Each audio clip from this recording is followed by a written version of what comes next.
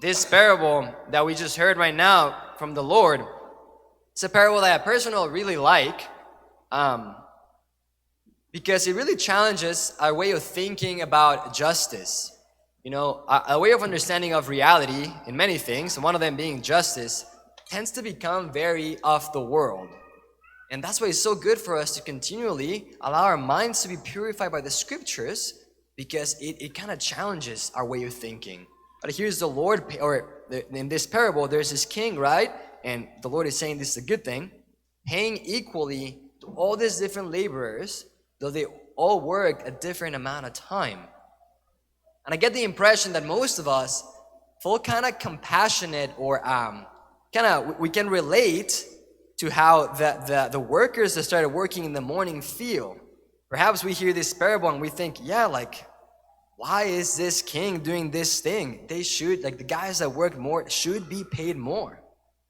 And if this is how we feel as we hear this parable, it's precisely the point of why we need this parable, to purify our minds of our understanding of justice, because the Lord's ways are not our ways, right?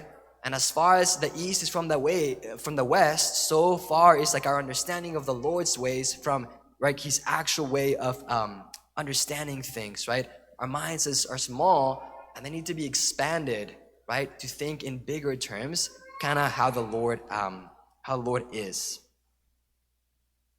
This sense of kind of justice, we can feel it perhaps sometimes around us, right? Maybe you see somebody else that, at least externally, this person or this family appears to be more blessed than you are. Maybe you see them and you would think, wow, like, they have financial stability and I don't have financial stability.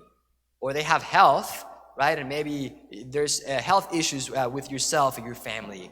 Or perhaps in your own understanding that, you know, they're physically more beautiful than you are. And you can think, Lord, you know, why? Why have you blessed them more than you're blessing me?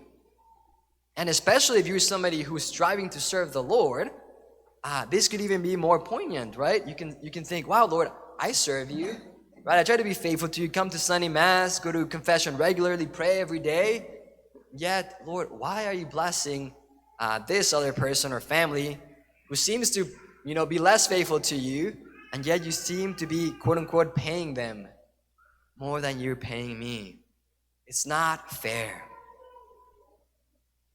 Maybe the line that for me just really pierces me the most of this gospel is towards the end, when the landowner says, am I not free to do as I wish with my own money? Are you envious because I am generous? Are you envious because I am generous? If we were really to ask the Lord for justice, like if we're thinking, Lord, it's unjust, this is not just that you're not blessing me as much as this other person, at least how it appears to be so, and we're like, this is not fair, Lord, you should be more fair, you should be more just. Really think about asking the Lord for justice. What would be just?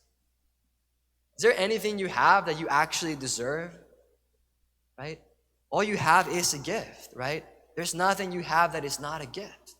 So if we were to ask the Lord for justice and He were to actually answer that prayer, the just thing would be for Him to take away everything He's given you, because everything He's given you is a gift. So true justice would be to take all that away. That's what's unfair. How many things He's given you for free that you do not deserve? He is generous, and He's generous in different ways for different people in mysterious way, and we don't understand why, but the Lord has a plan in His providence, right? And so we cannot be envious because He is generous. In fact, we should be joyful that He is so generous with His gifts. In a sense, when somebody else is blessed, right, we're blessed too, and we should rejoice that the Lord is giving bountifully to somebody else. Especially if this other person is a Christian. If you think about the body of Christ, right, we're all one body. We're part of the same body. We're the church. And you think if one part of your body benefits from something, the whole body benefits. I don't know if like, you know, you think of like a massage or like a hand massage or something, right? The whole body benefits from that, right? And so in the same way, if somebody in the body is being blessed, in a way, those gifts are yours too, even if you personally don't own them. So the proper reaction should be to rejoice, right? We cannot be jealous because the Lord is generous. He is already really generous with us if only we are able to recognize it.